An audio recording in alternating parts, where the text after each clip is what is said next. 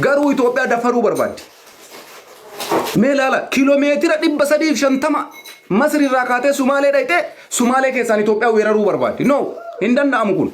Weeraruus hin dandeessu.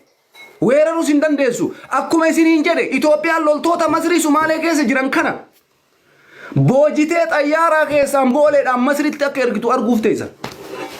Arguuf teessan isiniin jaabar kana qabadhaa. Guyyaan tokko yoo waraanni kun dhaabachuu baate yoo Masriin waraana isii fidde kana duuba deebisuu baatte Itoophiyaa kan tuyitu taate Itoophiyaa waraana kana akkana walitti xaraqqamtee boolee geessitee riippoortii boolee irraa Masritti erguu biyya dandeessuudha Itoophiyaan.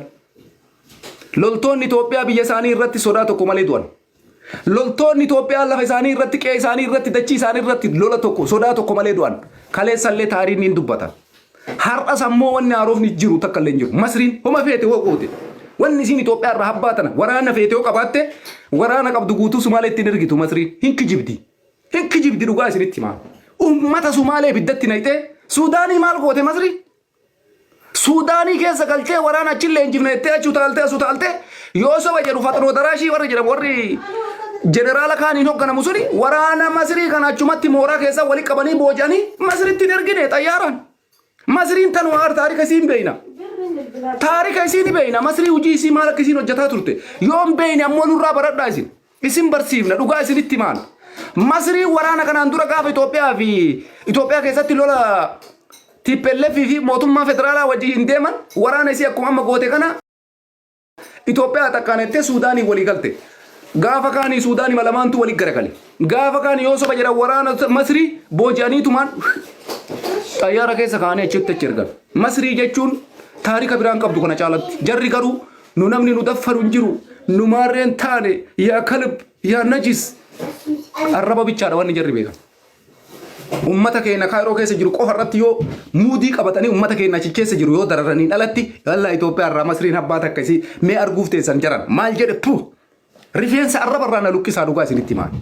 Yoo Masriin Itoophiyaa meeshaa feetee miti Itoophiyaa irraa Masriin habbaa takka Sumaalee keessatti waraana Itoophiyaa takkaate pu jedhi na tufi. Ani maal godhaa maal xiinxallaa siyaasaati jedhee miidiyaa kanarra taa'eetiniin sabbar zeenaa jedhee gurra isin buusare dhugaa siif hima na amani. Sumaalee keessatti wanti amma ta'u bu'aan isaa tokkochi ummata Sumaalee miidhuudha. Haadha Sumaalee boochisuudha. Jaarsa Sumaalee boochisuudha. Manguddoo boochisuudha. Sumaalee miskiina qe'ee irraa buqqisuun alatti habbaa takka Itoophiyaa irraa wanti hir'atu hin jiru. Sumaaleelaandiinis habbaa takka qe'ee isiititti namni bu'u hin jiru. Sumaaleelaandiin amma darajjaatee jirti qaruu ta'e dabbaate. Itoophiyaa jalatti xagaa jette Itoophiyaadhaan walii galtee dheengadda kana waraana 10,000 dirree dawaa irratti leenjii fudhate waraanni quudhuun xumurame leenjii eebbifamanii jiran. Biyya isaanii eeguudhaaf zamoona gara biyya isaaniitti hin deebi'an. Waraanni Sumaaleelaandii siin jechaa jira bar. Sumaaleelaandii illeen qophoo isii xumurtee jirti. Humna isii ijaarratte bakka wannummaan dhufu hin jiru jechuudha. Laakiin ammoo ummanni Sumaalee miskiinni aarsaa kafalaa beeka. Lolli kuni eenyu caalaayyuu ummata Sumaalee miidha. Gatii kanaaf jecha ummanni keenya akkasitti hubachuu qabdan. Kanarraan akka information biraa Itoophiyaan maalitti jirti? Dhimma kanaan wal qabatee ka jedhu Itoophiyaan mastanqaqaa kennitee jirti. Teennee laallu tarkaanfii barbaachisu ni fudhanna. Jeequmsi godhamaa jiru dhaabbachuu qaba jettee ibsa baastee jirti. Tokko kana lammaffaa san qofatti hin dhaabne. Daangaa Sumaalee irratti bakka waraanni Masrii amma qubsiifamaa jiru irraa kiiloomeetira 50 irratti Itoophiyaan mishigii guddaa ijaaraa jirti. Iddoo waraanaa, buufata xayyaaraa, kalokoftorii, ka dirooniin irraa achirraa tokkofamuu danda'u. Ka meeshaalee gugurdaa wantoota garaagaraa irraa tokkosuu danda'an. Matfii kana jechuudha. Kiiloomeetira 50 qofa boota amma waraana Masrii qubsiisaa jiran irraa. Kanarraa akka ka'e Masriin amma cinqaa keessa galtee jirti jechuudha. Information baa jiru kaleessa galgala meeshaa gugurdaa Itoophiyaan gara fe'uu jalqabdee jirti. Daangaa kanatti naannoo amma Masriin qubsiifamaa jirutti. Qallaalitti ilaalaan jirtu Itoophiyaan qophii isii xumurtee jirti. Iyyoon hin barbaachisu warri miidiyaa irraa lafa dhiitu. Warri miidiyaa irraa yagaallaa siraat eenyaa hin malakkatin jedhee uummata Oromoo irratti maqaa Oromoo balleessuudhaaf afaan banu akka warra akka chuuchuu namoonni tokko tokko afaan isaanii argaa jirtan waan isaan jedhan jira. Waraanni kun nun ilaallatu waraana Oromooti. Itoophiyaan ta Oromoo yoo taate rakkoon qabu yukatte Itoophiyaan nuu kenninaan maal rakkoo qaban maal jettan isin jedhan yoo Itoophiyaan nuu kennan Itoophiyaan dinnaanu hin fudhanna malee taqabballee Oromoon gaadha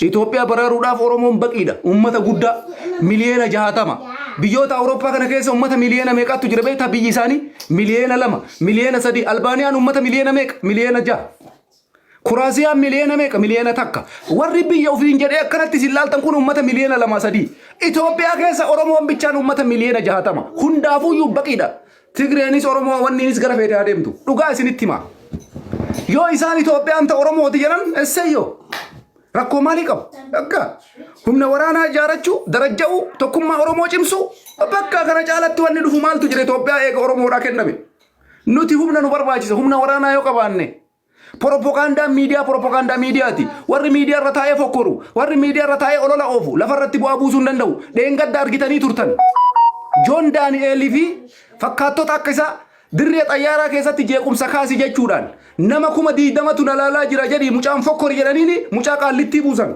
namni mucaa sanii waa godhe jira Oromoo akkanatti yoo isin amansiisan isinii galaami dubbiin warri miidiyaa irraa fokkoru nama kuma 30 nalaala nama kuma 60 nalaala qabii ganna dhiisi jedhu homa takka fiduu hin danda'an dheengadda mucaa san kuma 40 laalaa ture laayivii isaa irratti garuu Itoophiyaan seerri eenyuyyuu ol akka ta'e kuma 20 miti kuma 50 yoo ta'e nuti gurra qabnee bakka si kennan gurra qabanii qaallittii kaayan maaliif dhaqee gadi hin baasirree warri kumni 20-40 laalisun lafarratti waan dalagamu moo waan qilleensarraattu caalu waan lafarraattu caalu warri har'a Masrii faana dhaabatee Itoophiyaan ta Oromooti yoo aangoo nuu kennan malee nuti Itoophiyaadhaaf hin dubbannu yoo aangoon Oromoo harkaa bahee yookaan Tigree kenname malee nuti Itoophiyaa faana hin dhaabbannu maaliif akkas ta'a gizee Oromoon biyya bulchutti Oromoon biyya bulchutti Itoophiyaan ta Oromoo taate seeyyoo baga taate ani Itoophiyaa irraallee fakkeenyaaf akka namoonni gariin aangoo qaban bu'aa buufatanillee bu'aa buufadheen beeku yeroo tokko maaltu na aarsa beeytanii yoo Itoophiyaan ta Oromooti jedhan kana na aarsaallee na gammachiisaallee sababiin isaa waan Oromoon biyya san harkaa qabu qofaaf Itoophiyaa ta Oromoo godhan Oromoo keessaayyuu nama akkuma isin beeytan namoonni Oromoon jaalatan ka akka Jawaar ka akka Baqqalaa ka akka Profeesar Mararaa irraa dhiibaman nuti sanillee laalaa hin jiru rakkoon qabu warri aangoo irra jiru kuni ilmaan Oromooti jennee gara sanii nama tokko gizee tokko wanni hin jira nama dhagaama laakiin isaan haga Oromoo harkaa aangoon fuudhamee nutti kennamutti Itoophiyaadhaaf hin dhaabbannu hin dhaabbatina silumaayyuu lafarratti wanni isin hojjettan hin jiru miidiyaa irratti warri afaan banuu warri akka Chuuchuu kottoonfatanii nama arrabsan warri akka Mooxaa Qaraaniyoo kottoonfatanii Oromoo jibban wallahi lafarratti qabii takka waa buusuu hin danda'an ummanni Oromoo hinjifataadha Itoophiyaa yoo Oromoodhaa kennafte Oromoon gammachuudhaan taqabbaluu qabdanii quba qabaadha gammachuudhaan taqabbaluu qabdan humna gahaa ijaarachuu qabdan sodaa tokko malee tokkummaadhaan socho'uu qabdan goota hedduu qabdan beekaa hedduu qabdan nama barate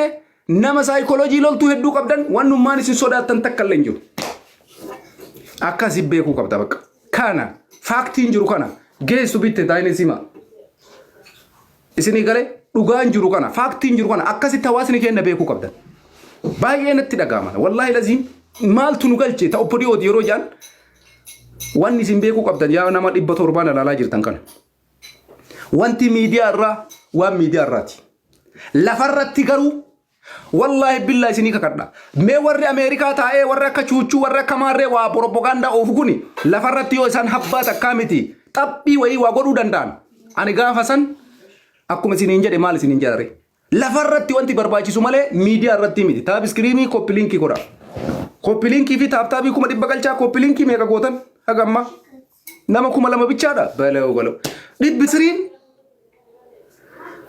tokkoffaa akkaataa isaan itti ammaasaa jiran namoota waan kanarratti dhiibbaa godhan dhimma galaana Abbaay irratti arrabni isaan Muhammad al-Arusii arrabsan ana baay'ee na aarsee baay'ee na dhagaan yaa habash yaa kalb yaa najis wallahi akkas jedhee namni nama arrabsu jiran habashaallee yoo ta'e Itoophiyaan ilma namaati eenyuyyuu gadii miti biyya taarika qabdu kaleessallee taarika uummata qabudha arrabni isaan uummata arrabsan warri achi keessa jiraatan akkami jiraatan jaabar warri Masrii keessa jiraatan yaa kalb yaa najis yaa habashi yaa akkamitti akkana nama arrabsa namni rahaafi baay'ees gee taayidi sima bite baay'ees maaktuu osuu akkamitti jiraata warri Kaayiroo keessa jiraatan uummata akkanatti miidiyaadhaan nama arrabsu biyya keessa jirtan keessatti akkamitti jiraachaa jirtan mee viidiyoo isaan Muhammad al-Arusii arrabsan laala yaa kalib jasmaa kiyya jala jirtet inta tihit jasmati jedhaani bar yaa kalib akkamitti namni miidiyaadhaan addunyaan marti osoo teettee laaltu afaan fokkataa kanaan nama arrabsa kana yude gara gowwan tokko waan isaan jedhanii isa arrabsan hin beeku yaa habash jedhanii uummata Itoophiyaa hunda arrabsaa jiran Kophatti miti wanni akka biyyaatitti jarana. Gowwaan ta'ina, jazbaan ta'ina, horiin ta'ina. Gizee tokko nama si arrabsu tokko mataa keetirra baasuudhaaf hin deemin. Abiyyi jibbi biyyi Itoophiyaa waan biraati. Yoo abiyyi nama darra kararraa gore Itoophiyaan itti fufti bar. Yoo abiyyi nama darra kufe Itoophiyaan itti fufti bar. Wanni addisiin dhalatu hin jiru. Mootummaan ni dhufa ni dabra. Mootummaan hin dhufa hin dabra. Garuu biyyi hin jiraatti. Kanaaf hin shawwadamina. Dogoggora akkanaa keessan galina. Nama tokko dhuunfaan jibbi garuu Masriin akka waliigalaatitti uummata Itoophiyaa walii qabdee arrabsiti malee kophatti abiyyi arrabsaa hin jirtu. Sigala Itoophiyaa jettee si arrabsaa jirti. Saree Itoophiyaa siin jechaa jirti. Gaazexeessonni isaanii mee rabbi jedhaatiin hin dhaqaatuma waan isaan Muhammad al-Aruusii san jedhanii arrabsan dhageeffadha. Wallaahi billaahi ummanummaan Kaayiroo keessa jiraattan rabbiin isin haa tiisu. Dubbiin akka duraaniitii miti. Amma dubbiin jajjabaate. Jarri kun amma sababa barbaadan. Isin amma of eeggannoo cimaa isin barbaachisa. Of eeggannoo cimaa. Jireenya keessaniif nagaa keessaniif jecha jechuun waan siyaasaa keessan galinaa waan kanarraa naasa'inaa yoo dandeessan mootummaa Itoophiyaatiin waa jedha. Rakkoo guddaadha ummanni jazbaan kuni miidiyaadhaan uummata asii nama arrabsu biyya isaa keessa jiru irratti waan inni hojjetu qallaalidha jechuudha. Qallaalidha. Kanaafi wanti amma dalagamaa jiru Itoophiyaa miidhaa jettanii warra harka dha'aa jirtan gowwummaadha sun. Itoophiyaa wanni miidhu takka illee hin jiru. Kanni kuni waraanni kun yoo ka jalqabu taate Masriin baatii tokko caala achi keessa turuu hin dandeessu. Yoo lolli kun jalqabe kaatee achi keessaa baati. Uummanni Sumaalee ammoo aarsaa guddaa kafala. Wanti isaan dhaabuu barbaadan illee hin dhaabamu. Sumaaleelaandii irraallee wanti isaan dhaaban hin jiru jechuudha. Kanaafi infoormeeshiina jiru ammoo waan mootummaan Itoophiyaa godhaa jiru waan Sumaaleen godhaa jirtu odeeffannoo waqtaawaa isin biraan ga'uu kenna itti fufnaa.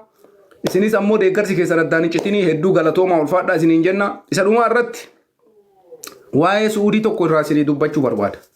Dhimma Suudi Arabiyaa keessatti deemaa jiru tokko ijoollee Walloo jedhanii ijoollee Arsii jedhanii rakkoon Suudii keessatti deemaa jiru baay'ee sheemii nama qabsiisa. Waan kana osoma agarru callisnee ilaalaa turre. Sababiin isaa callisnee ilaalaa turreef maali beektanii? Nuti Walloon goota Oromootiin beeyna. Arsiinis goota Oromootiin beeyna. Nama ilma Walloo tokko qabee ani goota Arsiiti jedhu san nutu akkana gaggaragalche. Nama Walloo ta'ee ilma Arsii qabee ani goota Wallooti jedhu san nuti akkana gaggaragalchine. Isaan lamaanuu gootota Oromooti. Goota Oromoo irra goota ta'u hin faarsinu yoomuu. Walloon goota Oromooti, Arsiinis goota Oromooti. Isaan lamaanuuyyuu qixa keenna obboleewwan keenna jennee ilaaluu qabna malee propaganda garagaraa oofanii ebaluu kiyya jegnaa kiyya goota kiyya jedhanii biddatti nama kiyya goota kiyya jedhanii biddatti nama dhageeffadha. Warri Suudii keessa jiran warroonni akka Hafarsoo yoo haala kanaan itti fufan umrii dheeraan qaban isinitti maan jala sarare. Hafarsoo dabalatee warroonni har'a bakka garagaraa ta'anii jeequmsa kanaa oofan kuni umrii dheeraan qaban yeroo gabaabduu keessatti ofii isaaniitii iyyuu uf balleessuu deemaa jiranii jechuudha. Ufuma isaaniiti. Kun ammoo gootummaa miti.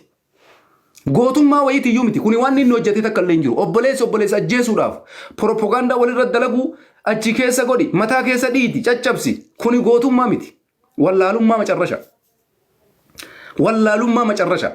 Gatii kanaaf jecha ijoolleen amma Suudii keessatti waan akkana godhaa jirtan kun isiniif gootummaa isinitti hin fakkaatin. Namoota isinirraa sirbaa jirantu isin dogoggorsaa jira.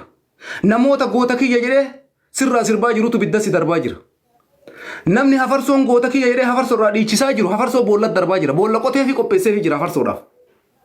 Isinii dhageettani gaafa deengadda isaan faannoo wajjin amma tokko rakkoo godhan faannoon xilaata Oromoo beekamaa dhaabbataadha jennee amma tokko mooraalii isinii kenninee turre. Garuu Walloo fi Arsii jettanii amma isin godhaa jirtan eenyunuyyuu isin hin jaju kanarratti.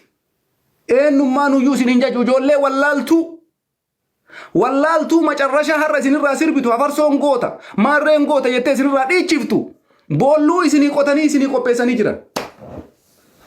Dhiitanii keessa isin buusuu bicha tofe.